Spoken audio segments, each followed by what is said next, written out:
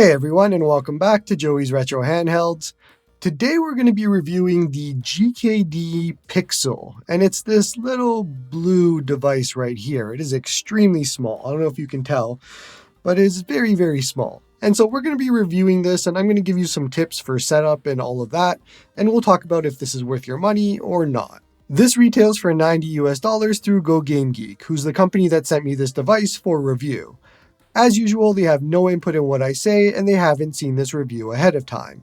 But if you're looking at maybe purchasing this device or other handheld devices, then check them out and I'll leave a link in the description.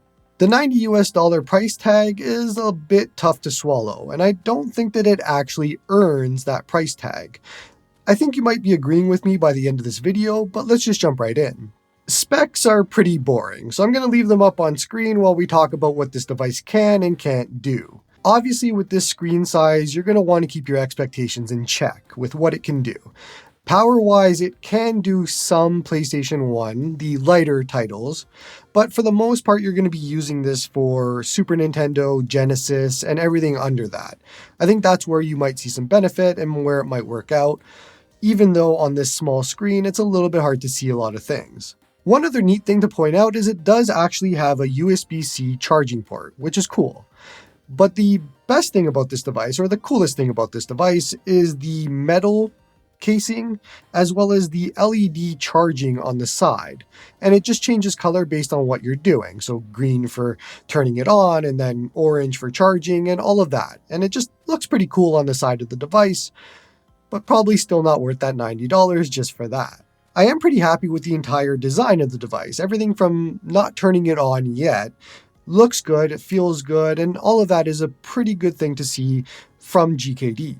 They did a really good job on the design and the colors, and I have the blue here, which looks awesome, and I looked at the other colors as well that are available on the website, and they all look pretty good too. So it's one of those rare cases where the company actually did really good on design and color, although I think they forgot to do the rest.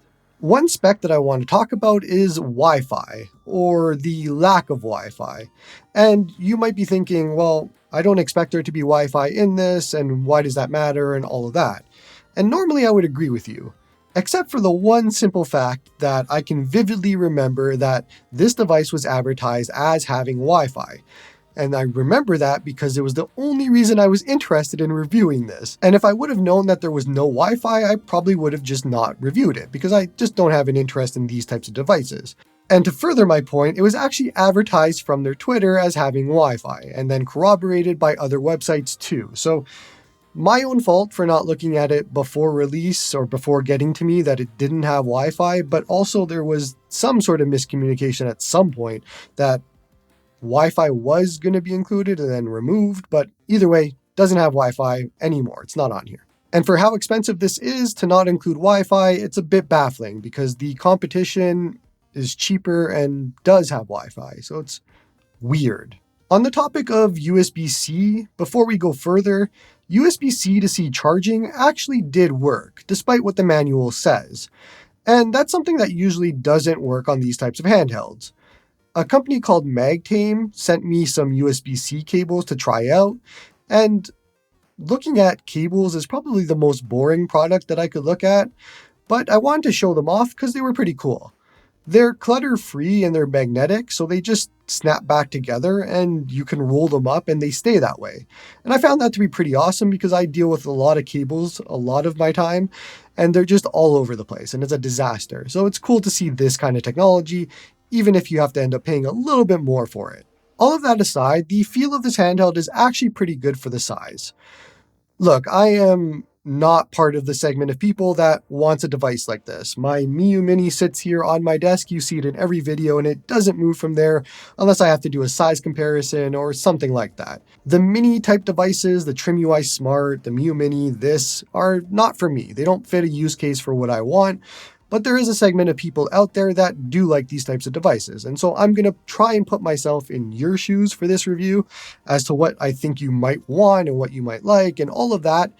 And we'll see at the end of it if it's something that hits the mark for you or maybe it doesn't. Now, the metal makes it feel really premium compared to the MinUI Mini and the TrimUI Smart. So it's a big differential compared to those two. There is a bit of a rattle that you can hear when you're shaking it, and I don't know how often you might be shaking it, but if that's an annoyance to you, then just be aware there is something. On the buttons end, I'm actually pleasantly surprised by them.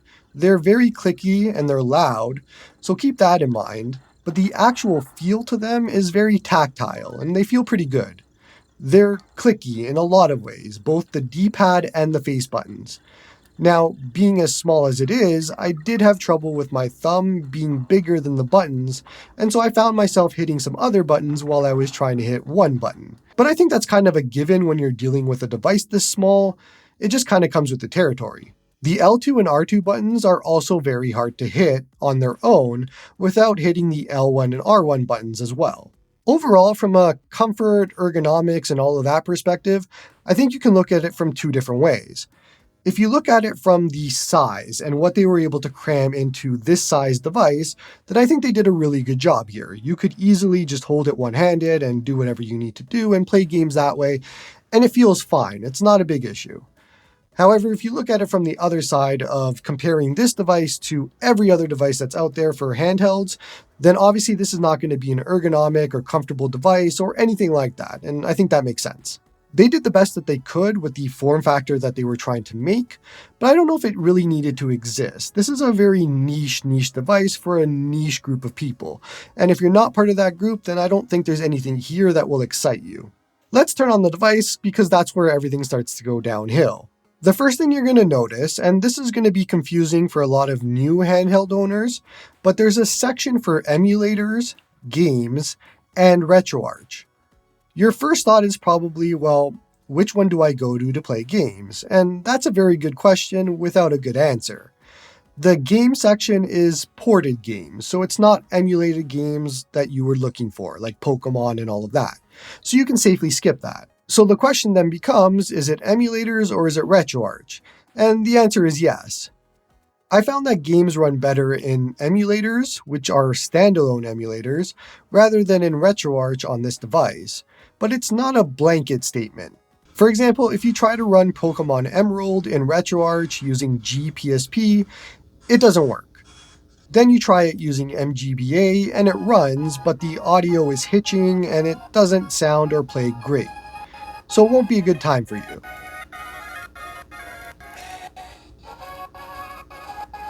Then you head to the standalone ReGBA emulator, and it all runs smoothly, and it runs just fine from what I could tell.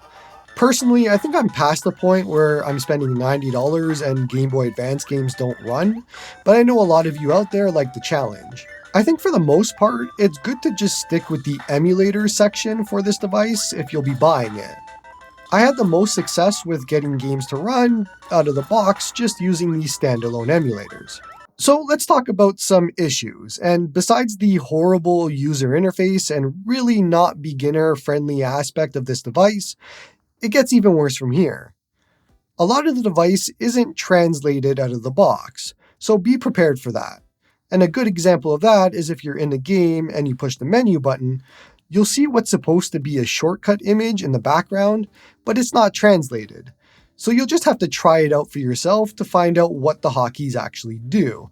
And you quickly find out that they're for adjusting the image and the aspect ratio of the game as well. So not something that you'd probably be changing quite a bit, but it is there for hotkeys. One other baffling omission is there is actually no sleep mode for this device. So you can't put it to sleep, and that's something that is completely missing behind its competition, which is already half the price of what this is. Next is there's actual sound issues, like static that you can hear with crackling and distortion, and I've also found that the sound cuts out randomly once you're playing. It happens once every minute or so, although I haven't really timed it, and even plugging in headphones doesn't make it any better, it just makes it more apparent. At first, I thought it was the frame rate issues, because that's another one. Something is really off with the games. They're not as smooth as what the frame rate suggests. It's not tearing, and I'm not sure if it's a VSync issue, but you can feel that things are off. There's some big frame rate issues that happen randomly, and I'm not able to pin it down, and I just don't have the motivation to do so. This device is for sale to the general public. I'm not being paid to beta test your device for you. Lastly, to round out the issues here, the device gets significantly warmer than I expected. Not really a surprise given it's a metal shell, but it's definitely a scenario where it'll get warm in your hands if you're going to be playing it for a little bit. Although with these ergonomics, I doubt you will. I assume for most this is a pick up and play device for a little bit, although I don't know how that works without a proper sleep mode. So that's my roundup of issues so far with this device, and there's probably more that I've missed, but it should give you an idea of the state of the handheld right now. And you could install MinUI on this device. It's available for you, it's stable enough and all of that, although it doesn't fix the audio issues and it doesn't fix the frame rate issues. You still have to deal with those. But you do get a better front end and you do get sleep support, so that helps a little bit. Ideally, you just don't even buy this device, and if you're looking for a small device like this, you grab the MIUI Mini or the Trim UI Smart, both of which have much better operating systems, much better controls and all of that, and it's just a better purchase and they're cheaper. I could see some use cases for this if the software improves in the future, but I'm kind of getting tired of saying that in every video nowadays. Anyways, if you did buy this or you're gonna buy this, let me help you out with some tips and things like that for how to get your ROMs on this device and where to find them. So first thing you're gonna do is just pop out the SD card and put it into your PC. And you're likely gonna get a pop-up to format the SD card, and that happens almost all the time with these devices. Obviously, don't format it. Never format it. If you format it, you're just destroying everything on that SD card and it's going to be a bad time for you. Just cancel out of that, move away, and then you can get into the actual drive and everything's okay. Don't worry. Now you can see that there's a ROMs partition and you likely can't access the other USB drives that are available, but that's okay because all we need is the ROM section. In the ROMs partition, there's an actual manual, and that's awesome. But in the manual, there's not a lot of good information there. It doesn't really tell you a lot, so it's fine. But what we want is the ROMs folder, and inside of that is all of our system folders. So you can now easily see what games are loaded, and also how to add or remove games because you can just do that here. If you head back to the root and then jump into the Manera folder, then saves, this is where your RetroArch saves will be. If you're looking for your standalone emulator saves, I actually couldn't find them, which means they might be on a different partition. But at this point, just use a different device, and that's kind of my takeaway at the end of this. Unless you know exactly what you're getting into by watching this review and you're like, I am okay with all of those negatives, then feel free, go ahead and purchase this. Good luck to you. But I think a better purchase is, again, the MIUI Mini or the Trim UI Smart. Both of them are better buys than what this is, especially at the $90 price point. It just doesn't make sense.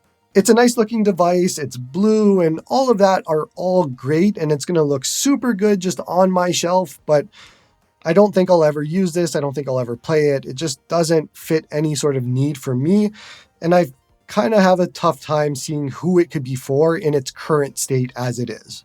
This is just another lazy release in a sea of lazy releases, and this would have worked 2 years ago when there was a lot less devices and you could get away with something like this because somebody would fix it and you'd be fine. But nowadays, with so many different options to pick from and so many better and cheaper options to pick from, you can't get away with a release like this anymore. You actually have to start putting effort into your devices and your software if you want a chance of any of them succeeding, because otherwise it's just not going to. We're not what we used to be as a handheld community. We have so many better options than this. That's going to be it for this one. Don't forget to like and sub to help the channel grow, and hope you all have a good one.